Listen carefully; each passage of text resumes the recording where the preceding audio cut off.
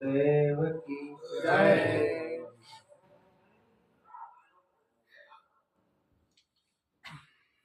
अर्चनी बंदनी संत समाज, सत्संग प्रेमी बंधुओं एवं श्रद्धा मूर्ति देवियों तथा प्यारे बच्चों,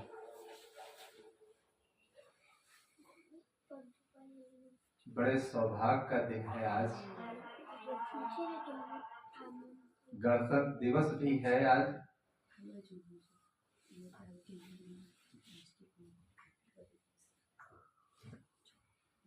और उसके साथ साथ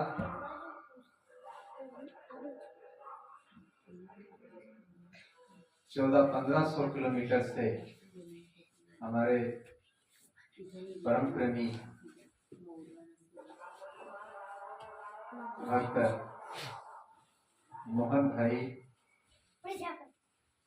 जितेंद्र भाई, हितेश भाई एवं पूरा परिवार सहित आज संत कबीर साधना आश्रम मीरनगर बाराबंकी में उपस्थित हुए हैं। मेरा तो कई बार आना जाना हुआ और जब जाते थे बुलाते थे, लेकिन देखिए जब समय आता है, समय के पहले कोई काम नहीं हो पाता। आदमी क्या क्या मन में सोचता है करने के लिए, बनाने के लिए, सुधरने के लिए, लेकिन समय समय बलवान है, नहीं मनुष्य बलवान। और भिल्लन लूटी गोपिका और वही अर्जुन वही बांसुरी। समय की प्रबलता में देखिए हमारे ऋषि मनीषियों ने वेद शास्त्रों में, पुराणों में भी इसका वर्णन किया कि समय जो होता है, समय का जो चक्र होता है, ये बहुत बलवान होता है।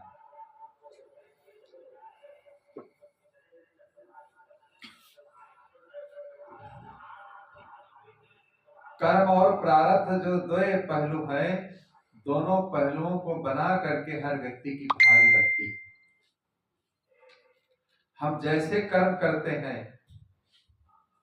देखिए वैसी ही हमारी भाग्य बनती जाती है। ऐसा नहीं है कि कोई भाग्य को हमारे बनाने वाला है जो बना दे। हम खुद अपने भाग्य के निर्माता।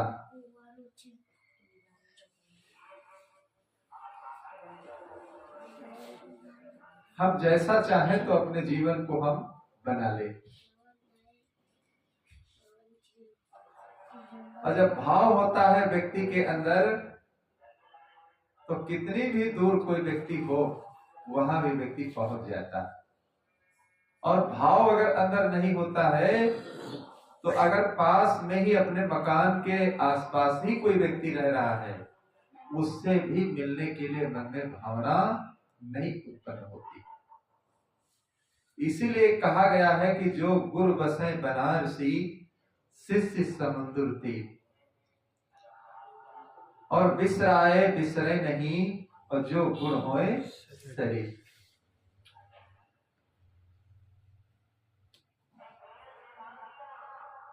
गुरु को बताया गया है, चाहे वो बनारस में बस रहे हो और कोई अगर प्रेमी व्यक्ति है, चाहे वो समुद्र के किनारे रह रहा हो, लेकिन अगर भाव है, प्रेम है दिल में, तो कोई दूरी नहीं। जहां भाव होता है वहां कुछ भी अगर सहना पड़ता है व्यक्ति सह लेता है। और जहां आंतरिक भाव नहीं होता है वहां छोटी सी बात को व्यक्ति सह नहीं पाता।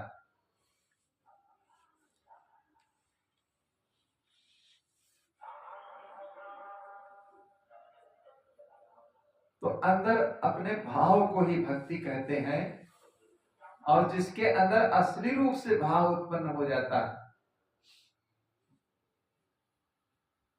असली रूप से भाव उत्पन्न हो जाता है तो बिना कुंभ नहाए ही उसको फल प्राप्त हो जाता है घर बैठे। और असली रूप से जिसके अंदर भाव नहीं उत्पन्न होता है तो कहीं भी वो चला जाए लेकिन उसका अंतःकरण निर्मल नहीं होता। तो भाव को ही भक्ति कहते हैं। और जब भाव व्यक्ति के अंदर उत्पन्न होता है तभी उसकी अच्छी सोच बनती। और जब अच्छी सोच बनती है तो अच्छी समझ हमारे अंदर पैदा होती। और जब अच्छी समझ पैदा होगी तभी व्यक्ति जीवन में अच्छे काम कर पाएगा, अपने समय को सार्थक बना पाएगा, जीवन को सार्थक बना पाएगा। या कुछ जीवन में अगर हम कमाते हैं तो धन को भी हम सार्थक बना पाएंगे। और जिस व्यक्ति की सोच अच्छी नहीं है तो तन मन धन देखिए तीनों चीजों से वो गलत काम करेगा। तो सत्संग के द्वारा संत गुरुजनों के 10 वर्ष से देखे क्या मिलता है। मनुष्य के अंदर अच्छी समझ पैदा होती, मनुष्य के विचारों में परिवर्तन आता है, मनुष्य के विचार जो है वो बिल्कुल पवित्र हो जाते हैं। तो हम जीवन में जो कुछ करते हैं देखिए वो पूजा रूप में सारी चीजें परिणित हो जाती। इसीलिए सदगुरु कबीर साहब ने कहा है कि जहां जहां डोलो सो परिक्रमा, जो कुछ करो सो पूजा, सोए जाओ तो करो दंडवती और भाव मिटावन दूजा।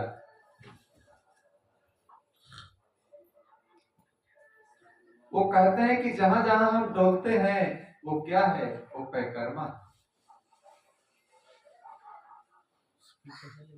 और जब सो जाते हैं तो क्या करते हैं, जैसे लेट करके लोग दंडवत करते हैं।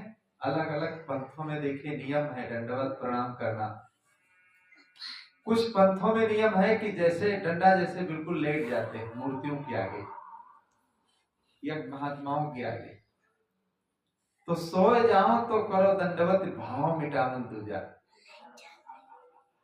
तो समझ जब अच्छी आ जाएगी तो देखिए जो कुछ हम जीवन में करते जाएंगे सब पूजा होता चला जाएगा और हमारे भाव जो है निर्मल और पवित्र होते चले जाएंगे।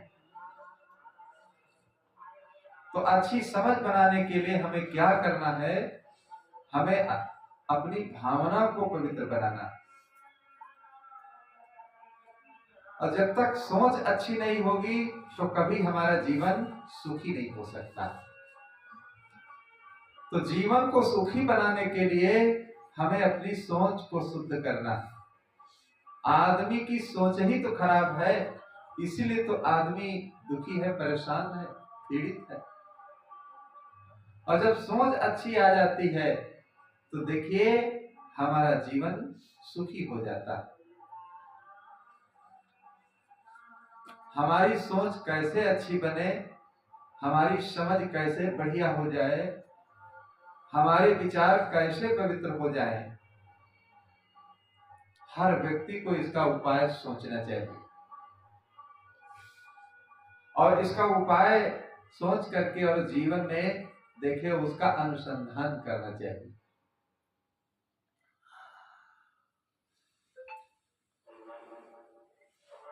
एक व्यक्ति था, डॉक्टर ने उसको बेड रेस्ट बोल दिया 2 महीने का।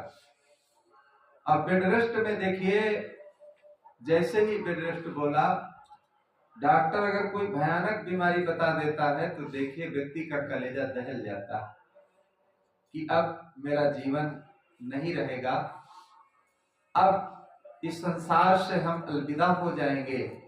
लेकिन अगर समझ अच्छी है तो दुखी नहीं होगा, क्योंकि संसार से तो जाना ही है एक दिन। तो अच्छी अगर समझ अंदर है, उस व्यक्ति की समझ देखिए अच्छी थी, जब डॉक्टर साहब ने बेड रेस्ट बोला तो जब घर को आता है तो देखिए अपनी धर्म पत्नी से मिलता है, माता पिता से मिलता है, बच्चों से मिलता है, तो मिल करके देखिए थोड़ा भी उसको दुख नहीं होता। लोग जब जान गए तो पूछने लगे 2 महीने बेड रेस्ट आप कैसे करेंगे? कहा देखिए हमारे रूम में जो अच्छी अच्छी पुस्तकें लिखी थी, धरी थी, कभी हमने पढ़ा नहीं आज तक, उसका अध्ययन नहीं किया। डॉक्टर साहब ने बहुत अच्छा किया है जो हमारा बेड रेस्ट बोल दिया है। अब एक एक पुस्तक उठा करके नित्य हम उसका स्वाध्याय करेंगे और 2 महीने चले जाएंगे हमारे। भारतीय संविधान के जो रचयिता डॉक्टर भीमराव जो अंबेडकर थे, कहते हैं जहां पर उनका पुस्तकालय था, जब वहां वो पहुंचते थे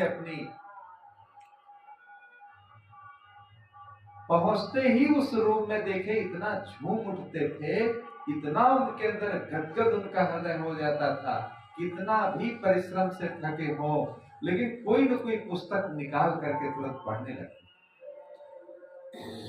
इसीलिए विश्व के 6वें विद्वान पुरुष को कहे गए जिन्होंने संविधान की रचना की, कि इतना उनके अंदर पुरुषार्थ रक्त थे, इतना दिमाग उनका तेज था कि कितना भी परिश्रम से थका शरीर लेकिन फिर भी एक आधा पेज जरूर पढ़ लेते थे। मन ही उनका नहीं मानता था बिना पढ़े। कुछ लोग ऐसे होते हैं कि जिंदगी को केवल सोते सोते ही खो देते हैं। जिंदगी का समय तो निरंतर जा ही रहा है। अब जिस रूप से हमें इस समय को व्यतीत करना है वैसे हम कर सकते हैं। ये तो हमारी समझ पर डिपेंड करता है, हमारी सोच पर डिपेंड करता है।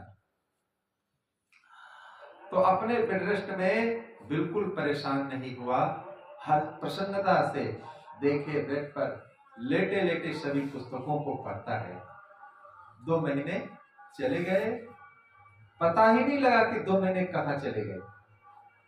तो ऐसे ही समझ को अपनी अच्छी बनाना चाहिए। जब समझ हमारी अच्छी हो जाएगी, अगर उस व्यक्ति की समझ अच्छी न होती, रोता, परेशान होता, पीड़ित होता, हाय हाय करता कि अब हम क्या करेंगे, कहीं जा नहीं पाएंगे, कहीं जा नहीं पाएंगे, किसी से मिल नहीं पाएंगे। लेकिन समझ अच्छी थी तो देखिए उस चीज को किस रूप में देखिए पलट दिया, अपने दुख को।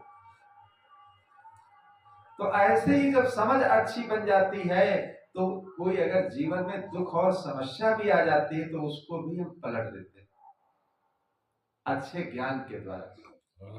कैसे हम पलट देते हैं? कई करोड़ का एक सेठ जी ने मकान बनवाया था और अचानक वो मकान ध्वस्त हो गया।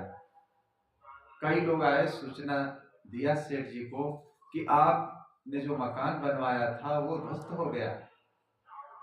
सेठ जी जब वहां पहुंचते हैं तो देखिए कई झाबा लड्डू लेकर के पहुंचते हैं। जितने लोग वहां देखने के लिए आए थे सबको एक एक लड्डू प्रसाद में देते हैं। एक व्यक्ति पूछने लगा सेठ जी से, कहो सेठ जी किस खुशी में ये लड्डू आप बांट रहे हैं?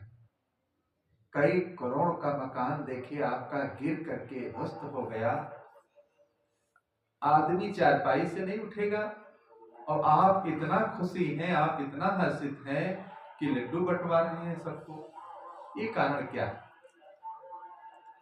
तो सेठ जी देखिए क्या जवाब देते हैं।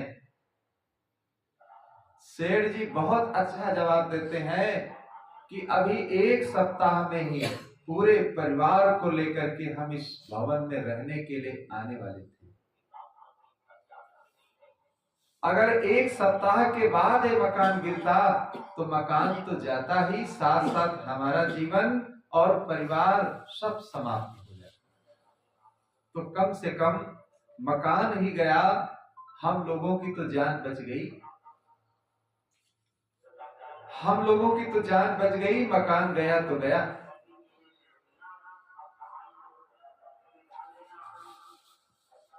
सेठ जी की देखिए कैसी समझ थी, बहुत अच्छी समझ थी सेठ जी की कि मकान तो गया लेकिन हमारी जान तो बच गई। अगर सेठ जी की समझ अच्छी न होती तो माथा पीट पीट कर रोते, पागल हो जाते, हार्ट अटैक हो जाता। यहाँ ऐसी सी घटनाओं को सुन करके देखिए, एक तरफ तो घटना घटती, दूसरी तरफ वो व्यक्ति चला जाता। यही लखनऊ की ही प्रत्यक्ष घटना है, जहां लखनऊ में एयरपोर्ट है, वहां एक भक्त थे हमारे, और उसी गांव की ही घटना है। हवाई अड्डा के बिल्कुल टच, दो पत्नी थे और एक दो बच्चे थे। घर में जो माँ थी, पिता का देहांत हो गया था। जो लड़का था माँ को अपने पास में रखना चाहता था। वो सोचता था कि मेरी अच्छी नौकरी है, और जो दूसरा भाई है आर्थिक दृष्टि से कमजोर, तो माँ अगर मेरे पास रहेगी तो माँ को कम से कम शांति रहेगी, कोई तकलीफ नहीं होगी। लेकिन बहू का मन नहीं होता था रखने के लिए। जब जब माँ को लाता तो वो खटपट करती। तो इसी खटपट में देखिए उसने क्या किया, घर में जो छल्ला पड़ा हुआ था छत में, उसी में फांसी लगा दी। और जब उनको ड्यूटी से आने का शाम का समय था, उसी समय किया। जैसे लगाया तुरंत तो आ गए कार से, वही समय ही था। एक झरोखे से आवाज दिया तो गेट नहीं खुला, एक झरोखा था कोई विंडो, उसी से जब देखा तो लटकी दिखाई दी। तो देखिए कैसी घटना घटती है, जैसे उसने अपनी आंखों से देखा तुरंत हार्ट अटैक हो गया, गिर गए दरवाजे। जैसे गांव नगर के लोग शहर के आए, गिरते ही गिरते उसके प्राण छूट गए। दरवाजा तुरंत फाड़ करके उसको खोला और उसको मेडिकल कॉलेज ले गए, लखनऊ के हॉस्पिटल में। वो एक सप्ताह में सही हो गई, जीवित, मरी नहीं। लगाया था तुरंत हटा दिया फंदा लोगों ने। एक तरफ वो हॉस्पिटल गई, दूसरी तरफ देखिए उसके पति का अंतिम संस्कार अन्य लोगों ने किया। और जब ठीक होकर के आई तो देखा घर में सन्नाटा था। सब सन्नाटा देख करके पूछा, वो तो जान नहीं पाई, वो भी बेहोश थी। तब लोगों ने बताया कि तुमने ऐसा काम किया कि उसी काम से ही तुम्हारे पति का देहांत उसी समय हो गया था। अब देखिए जिसने गला को फंसा करके अपना जान देना चाहती थी, वो जीवित रह गई, और जो अच्छा बढ़िया सुंदर और अच्छे स्वभाव वाला वो लड़का था, वो दुनिया से चला गया। तो समझ देखिए व्यक्ति की अगर तक अच्छी नहीं होगी तो कैसे अपनी गृहस्थी को, अपने जीवन को कैसे वो अच्छा बना पाएगा। समझ अगर अच्छी होती तो यही अगर सोच लेती, अरे कम से कम चलो बूढ़ी माँ है, कहाँ जाएगी बेचारी, हमारे पास नहीं रहेगी, उनके पास नहीं रहेगी तो किसके पास रहेगी, कहीं ना कहीं तो इसको रहना ही पड़ेगा। लेकिन समझ अच्छी ना होने के कारण देखिए ऐसा किया, पति को भी खो दिया, फिर माँ भी चली गई, साथ में नहीं रही, साथ में नहीं रही, माँ भी चली गई। कहने का मतलब यह है, जब तक सोच अच्छी नहीं होगी हमारी, तो हम जीवन में अनेक उलझनों से हमारा जीवन गुजरता चला जाएगा, अनेक उलझनों से, संघर्षों से हमारा जीवन घिरता चला जाएगा। इसलिए सदगुरु बताते हैं कि सोच अच्छी बनाओ, समझ अपनी अच्छी बनाओ, विचार अपने अच्छे बनाओ, जीवन को अपने अच्छा बनाओ। और जीवन को जब अच्छा बना लोगे तो जरूर आपके जीवन में परिवर्तन आ जाएगा, और जरूर आपका जीवन स्वर्गमय हो जाएगा। स्वर्ग कहीं ऊपर नीचे नहीं है जिसकी लोग कल्पना करते। स्वर्ग यही है मनुष्य का। देखिए, जब मन अच्छा होता है, उसकी सोच अच्छी होती है, एकांत रूम में देखे लोग कोई नहीं है लेकिन खुद मुस्कुराने लगते, कोई वहां नहीं बैठा है, लेकिन अंदर से देखो तो वो व्यक्ति हंसता है। एकांत में कोई कोई व्यक्ति रोने भी लगता है। हंसता और रोता क्यों है? उसके अंदर जब ऐसे विचार उत्पन्न होते हैं तो मुस्कुराहट भी आ जाती है और रोना भी शुरू हो जाता है। कोई व्यक्ति वहां नहीं, अकेले अकेले ही ये घटनाएं घट जाती है जीवन में, क्योंकि अंदर ऐसे विचार जब आपके अंदर आएंगे तो खुद ही आपके अंदर की भावना जो है आपके हृदय को पिघला देगी। तो इसलिए सोच और समझ को हमें अच्छी बना लेना है, और सोच और समझ जो अच्छी बन जाएगी तो कोई देखे हमारा बाल बांका नहीं कर पाएगा, हमारा जीवन अपने आप सुखी हो जाएगा। और जिस सुख की कल्पना हम कहां कहां पूरब में, पश्चिम में, उत्तर में, दक्षिण में, नदियों में, झरनों में, पहाड़ों में, गुफाओं में, कहां कहां हम ढूंढते हैं। सुख ढूंढ रहे तुम वन में, गिरगिरवर के कंदर में, पर पता नहीं तू पाया वह है तेरे अंदर में। तेरे ही अंतस्थल पे सुख सागर लहराता है, पर तू विभिन्न होकर के दर दर ठोकर खाता है। हमारे अंदर ही सुख का सागर भरा हुआ, हमारे अंदर ही सुख का सागर भरा हुआ है, सुख लहरा रहा है, लेकिन हम लोग उसकी पहचान नहीं कर पाते। उसकी पहचान ना करने से हम इधर उधर भोगों में, विषयों में, नाना प्रकार के विकारों में हम लोग सुख को खोजते रहते हैं। एक गंदी चीज खाने वाला व्यक्ति देखिए, उसकी भी तो सोच होती है।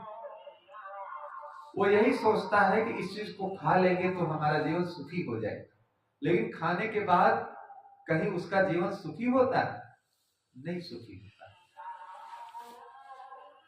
तो अपने मन की भावनाओं को परख लेना, अपने मन के विचारों के, अपने मन की तरंगों को परख लेना ही कहते हैं यही भक्ति है।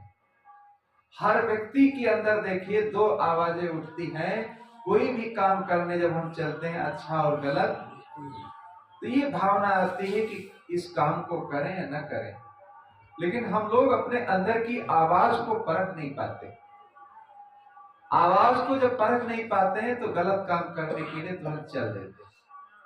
और जो व्यक्ति अंदर की आवाज को परख लेता है, देखिए वो गलत काम की तरफ उसके पांव नहीं बढ़ते।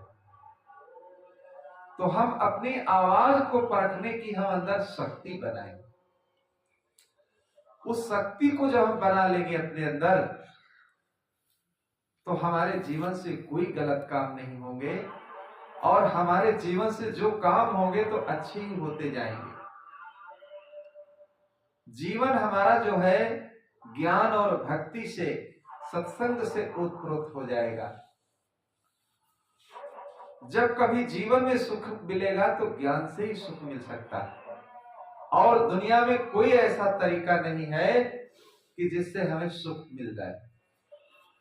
लेकिन उस ज्ञान को अर्जित करने के लिए देखिए हर व्यक्ति को उपाय करना चाहिए, और उसके लिए चिंतन और मनन करते रहना चाहिए। तो चिंतन और मनन देखिए जब हमारे अंदर चलता रहेगा तो जरूर हमारा जीवन स्वच्छ और पवित्र बनता चला जाएगा।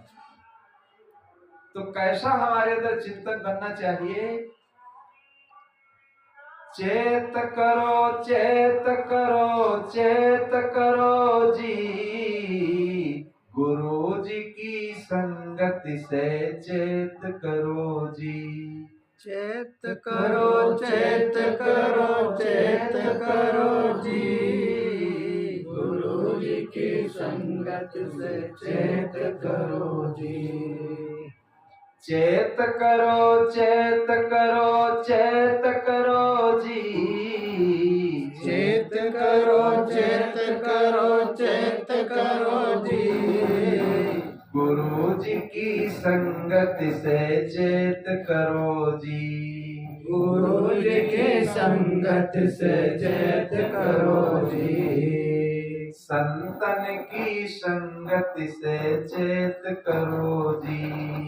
संतन की संगत से चेत करो जी। माया को जोड़ जोड़ फूल रहे हो। माया को जोड़ जोड़ फूल रहे हो। माया को जोड़ जोड़ फूल रहे हो। माया को जोड़ जोड़ फूल रहे हो। अंतिम में छोड़ छोड़ भूल रहे हो। अंतिम में छोड़ छोड़ भूल रहे हो। माया की मस्ती को त्याग करो जी। माया की मस्ती को त्याग करो जी। चेत करो चेत करो चेत करो जी। चेत करो चेत करो चेत करो जी। गुरु जी की संगति से चेत करो जी। गुरु जी की संगत से चेत करो जी। छिन भर की चांदनी अंधेरी है रात। छिन भर की चांदनी अंधेरी है रात। छिन भर की चांदनी अंधेरी है रात। छिन भर की चांदनी अंधेरी है रात। काम क्रोध लोभ मोह डाकू भेटात। काम क्रोध मोह लोभ डाकू भेटात। लूट फांस ले संभार करो जी। लूट फांस ले संभार करो जी। चेत करो चेत करो चेत करो जी।